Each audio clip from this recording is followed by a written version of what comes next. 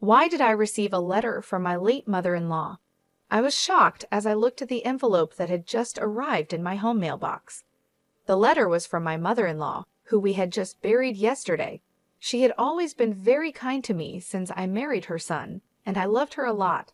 We often went out to eat, enjoyed shopping trips, and became close like friends, despite being different ages. Her sudden death left me heartbroken, and even after her funeral, I was still struggling to accept that she was gone. Getting a letter from her during this sad time was a huge surprise. I quickly opened the letter and found something unexpected. My mother-in-law had asked a temple priest to send me this letter after she passed away. The letter told me to find a secret compartment in the family's old chest and revealed a hidden door. It gave detailed instructions on how to open this hidden door and made it clear I should do this alone. Seeing that my brother-in-law, his wife, and their kids were all out, I rushed to my in-laws' house.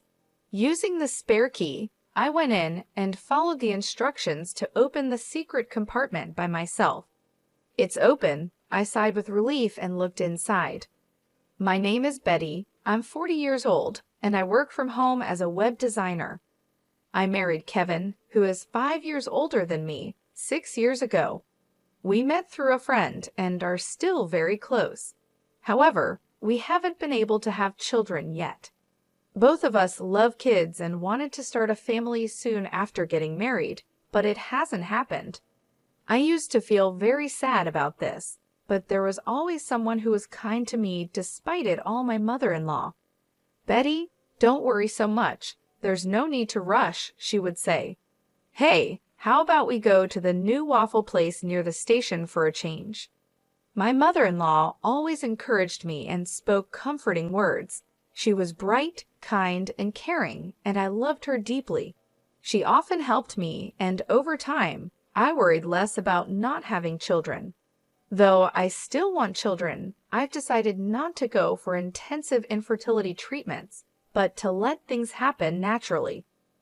Since my husband Kevin often travels for work, my mother-in-law and I usually go out to eat or shop together when he's away.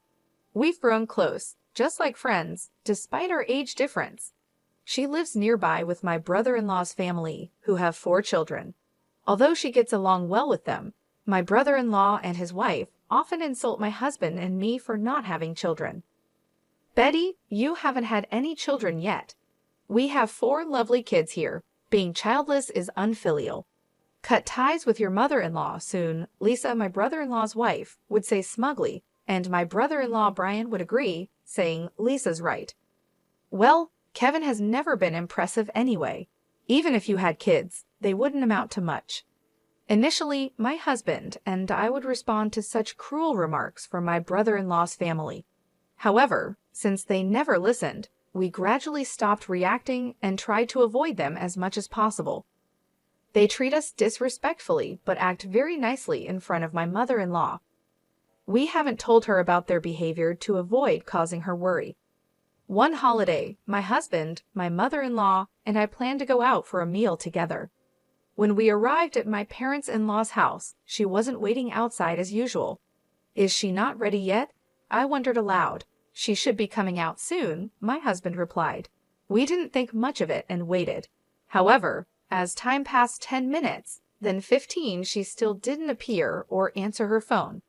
I wondered what was going on with your mom. I started feeling uneasy and increasingly anxious. We rang the doorbell of my parents-in-law's house, but there was no response. We decided to use the spare key to enter. "Hey, Mom," my husband called out as he took off his shoes at the entrance, but still, there was no reply from inside. With a bad feeling, we quickly searched for my mother-in-law, and then we found her collapsed in her bedroom. "Oh my God!" I exclaimed as I rushed to her side, and my husband immediately called for an ambulance.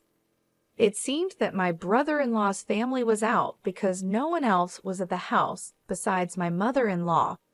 The ambulance arrived in about 15 minutes, and she was swiftly taken to the hospital, but unfortunately, she passed away there. It was a stroke. My husband and I were heartbroken by the sudden loss, and we cried a lot. Despite our grief, we knew there were many things to do, like preparing for her funeral. The funeral was to be a family affair, and my brother-in-law took on the role of the chief mourner. To honor my mother-in-law, my husband and I worked together with him on the preparations. However, even during the planning with relatives and discussions with the funeral home, my brother-in-law seemed reluctant and showed no signs of grief. He did his duties at the wake and funeral, but often he would call my husband over after talking briefly with relatives and then abruptly leave, which offended them. During the post-funeral gathering with relatives, my brother-in-law was the first to sit down and refused to get up even when my husband urged him to greet the guests. He just sat there drinking his beer, and his wife did the same.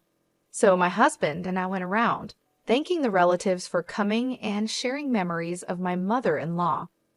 Seeing his parents just eating and drinking seemed to set a negative tone for the gathering.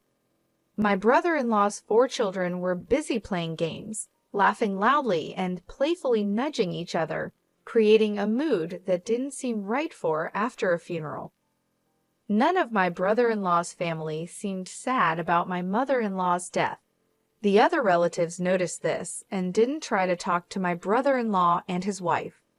They just said goodbye and shared memories with my husband and me.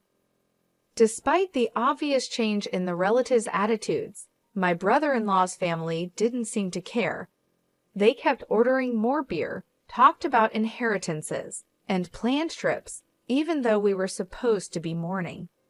It was disrespectful, considering how much my mother-in-law had done for them while she was alive. I couldn't help but look at them with disapproval. The next day, my husband left early for some errands, and I was at home planning to check the mailbox for the newspaper. That's when I noticed a letter. Wondering who it could be from, I saw it was addressed to me. To my surprise, it was from my mother-in-law. Opening the letter in the living room, I found something unexpected. The letter said that my mother-in-law had arranged with a temple priest to send it after she passed away. It had instructions on how to open a hidden compartment in a chest and the contact details of the family lawyer. There was also a note to make sure I opened it by myself. I read my mother-in-law's letter over and over. Though she was slender, her handwriting was bold and strong. I took a deep breath, touched by the strong strokes of her writing that reflected her strong character. Glancing at the clock, it was 8:20. No one should be at my in-laws' house now. The kids would be at school, and according to a social media post by my brother-in-law's wife, they had left early that morning. With this in mind, I quickly got ready to go to the family home. This morning I saw that they were planning an outing together. They even sent their children to school, even though it was the day after our grandmother's funeral. They seemed eager to enjoy their day off. If their post was accurate, there should be nobody at the family home. I realized I had to go now, or I might not get another chance. When I used the spare key to open the front door of my in-laws' house, I entered slowly. It was sad that my mother-in-law, who always greeted me with a smile, wasn't here. Holding my aching chest, I went into her room. The chest, an old piece that belonged to my mother-in-law, opened smoothly, perhaps because she took care of it. Just as the letter said, I found a hidden door at the back of a drawer. Thank goodness it's open. I sighed in relief as I managed to open it safely. Inside, there was another document along with what was written in the letter. What is this?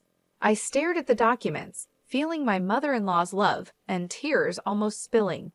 I felt like staying there and crying, but I had to leave quickly. It wouldn't be good if someone came back and saw me, especially since the letter said to do this alone. After returning home with all the documents, I contacted the family lawyer mentioned in the letter to inform them of my mother-in-law's passing.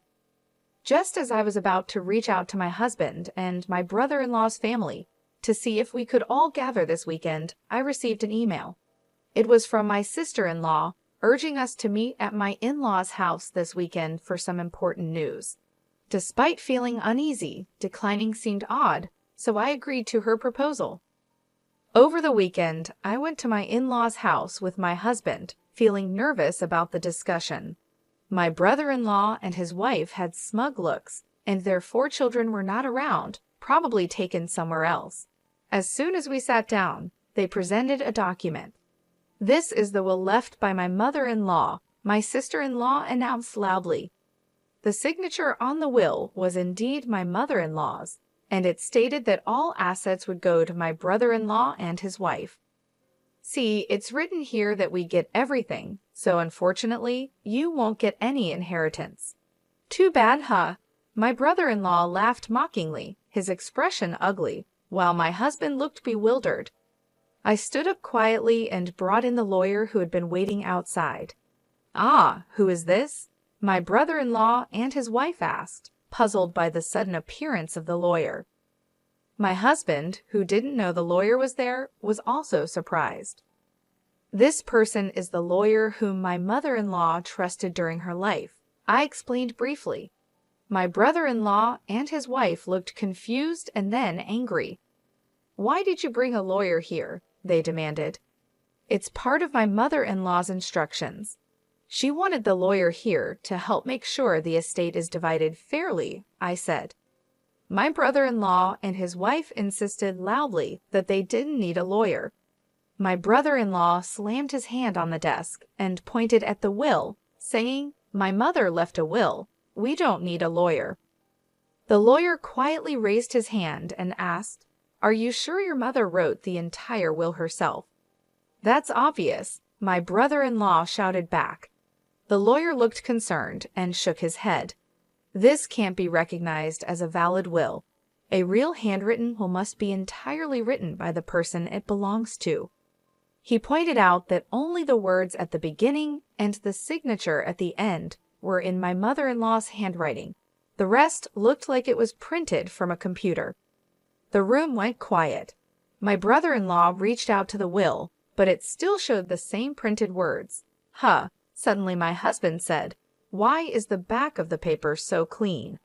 I looked closely, and indeed, there was something odd. The handwriting in the signature section is different from the rest. Could this will be forged? I wondered aloud. My brother-in-law and his wife trembled at the lawyer's observation. "What are you talking about? We wouldn't do such a thing," they stammered. "Why are you so nervous if it's not forged?" the lawyer cut in. "Forging a will is a serious crime." Hearing this, my brother-in-law and his wife turned pale. Despite their agitated and confused excuses, the lawyer delivered the final blow. "Betty has a notarized will, so your will is invalid." "What?" my brother-in-law and his wife gasped, their eyes wide. "We never heard of that," they said. "In the letter I received from my mother-in-law, she mentioned that she hid a notarized will behind the hidden door of the chest. We didn't know about this earlier." The letter not only told us where she hid the will, but also explained why she made it and why she told me about it. My mother-in-law had been feeling her health decline and had prepared the will because she probably suspected that my brother-in-law and his wife might tamper with it. I thought she didn't know their true nature, but it seemed she had a sense of their greed. The notarized will stated that the assets would be divided equally between my brother-in-law and my husband. This surprised my brother-in-law and his wife, and their eyes went wide. Then my brother-in-law suddenly shouted, claiming he should be the beneficiary of our mother's life insurance as the eldest son. I calmly responded that the life insurance certificate was also with me, as per the mother-in-law's trust, and the beneficiary was me, not him. Inside the hidden door, there was not just the notarized will, but also the life insurance certificate. My brother-in-law and his wife couldn't believe it. They kept saying they knew nothing about this. The lawyer explained that changing the beneficiary of a life insurance policy doesn't necessarily require informing the original beneficiary. My brother-in-law was upset and slammed the table. My husband turned to me, anxious, and asked when his mom had entrusted these things to me. I smiled and explained that it was written in the letter from his mother. She had wanted to tell him too, but she was worried that if both of us knew, his brother and sister-in-law might become suspicious, so she trusted only me with the information. While my husband and I were talking, my sister-in-law burst in hysterically. She couldn't accept that we, who hadn't even shown her children to my mother-in-law, would inherit her estate. "This is ridiculous," she exclaimed. "I can't accept this at all," my brother-in-law chimed in, his face turning red as he shouted. "You unlucky bunch have no right to Mom's estate. We were living here just for her inheritance, splitting it equally. Don't make me laugh. The inheritance is all ours," he continued. My sister-in-law joined in, shouting and adding to his selfish claims. "We have 4 children. As compensation for you not showing my mother-in-law any grandchildren, you should give all of her inheritance to our children for their future. We have shown her 4 grandchildren, so we are much more deserving than you." Despite my sister-in-law's aggressive tone, I stayed calm. "What you're saying doesn't make sense. Please calm down," I said. My calm demeanor seemed to infuriate her even more. "Your calm attitude annoys me so much. Just give us the money already.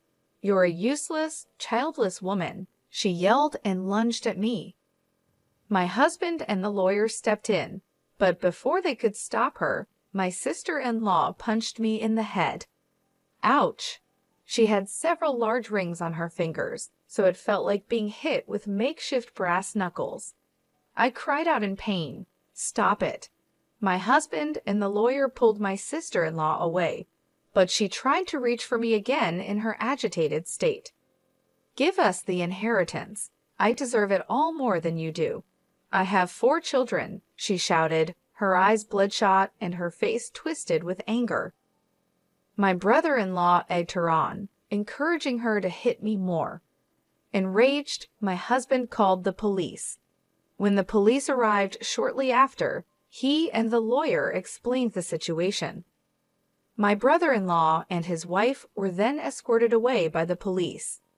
My husband and I thanked the lawyer and decided to send him home for the day.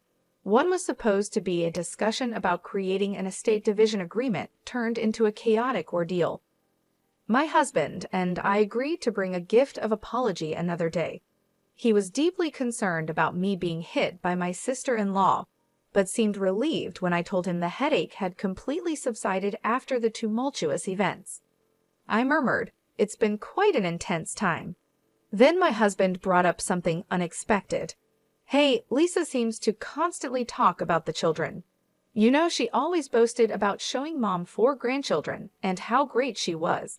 And don't you think she's overly fixated on money?" Indeed, my sister-in-law had been excessively promoting her children and seemed really focused on money during the earlier argument. "Well, she has been quite vocal about the children for a while, and her obsession with money was indeed extreme. Her expression while hitting me was terrifying," I replied. "Yeah, you're right.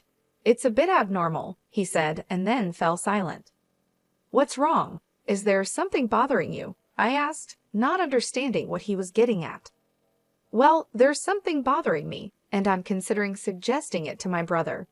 I think it might be a good idea to have DNA tests done for their 4 children." My husband's response surprised me. "DNA tests?" "Yeah, and I'm also thinking about proposing a background check on Lisa. Something doesn't sit right with me. It's just a gut feeling." Although I thought it might be unnecessary, my husband's intuition had been accurate in the past. "Okay, if that's what you suggest, let's propose it to your brother later on," I agreed. When my husband told my brother-in-law about the idea, he ridiculed and yelled at him extensively. "Just because you don't have kids yourselves, don't doubt ours," my brother-in-law shouted. But before parting ways, he took some materials about DNA testing from my husband. Perhaps he had some doubts as well. The first revelation came from the DNA testing between my brother-in-law and his children. It turned out that 3 out of the 4 children didn't share his blood. I was a bit suspicious of the youngest child because they didn't look much like any of us, but I was surprised about the middle one too. My husband was speechless, and my brother-in-law decided to investigate his wife's background thoroughly. The results were shocking. It turned out that my sister-in-law had relationships with multiple men, even before marrying my brother-in-law. Recently, her affairs were discovered by the wives of her lovers, who then demanded compensation. Since my sister-in-law was at home more often than my brother-in-law, she was able to hide any evidence like registered letters. The compensation demanded was far more than she could afford from her earnings or savings. It became clear that she was determined to get her hands on my mother-in-law's inheritance at any cost. Eventually, the situation escalated, and my brother-in-law and sister-in-law ended up in a violent fight, throwing things and hitting each other until the neighbors, unable to stand the noise, called the police. Both were taken into custody, facing charges for forging the will and now additional charges of assault. Further police investigation revealed they had committed theft and harassed wealthy individuals among other offenses. Eventually, they both ended up in jail. As for the future of the 4 children they left behind, my husband and I were deeply troubled. Since my mother-in-law's passing, we were the closest relatives. We considered taking them in, but decided against it after much thought. The children had been influenced so much by their parents that they casually insulted us as childless incompetents. The oldest at 19 should know right from wrong, and the youngest at 7 should understand proper behavior. Yet they smirked and insulted us every time they saw us, even with their parents in trouble. Our 16-year-old nephew said we'd be better off raised by childless idiots, which was more than we could bear. Facing such hostility, we couldn't find any affection for the children or any hope of raising them to be decent people. Ultimately, we contacted my sister-in-law's parents and decided to sever ties with the children. It seems the children understood our decision, as our nephew said, "I'd rather live in Grandma's old shack than with the brainless, childless couple." With those words, we felt it was best to leave things as they were. We haven't told the children that the younger 4 aren't biologically related to my brother-in-law. Whether we share this fact or not, we leave it to the relatives of my brother-in-law and his wife to decide. My husband and I decided to move to a distant place, using the inheritance from my mother-in-law to start anew. We moved to a place full of greenery and nature, where we quickly felt at home. There's a charming waffle shop near our house, and every time we pass by, we wish my mother-in-law could have visited it with us. Soon after the move, I found out I was pregnant. When the Prig-Betty test showed a positive result, I couldn't help but scream with surprise and happiness. Later, the doctor confirmed that I was indeed pregnant. Both my husband and I cried tears of joy as we hugged each other. My mother-in-law would have been so happy if she were still alive. Additionally, the business plan I had been secretly preparing is progressing well. Both my husband and I are working hard, looking forward to the arrival of our child and enjoying fulfilling days full of happiness.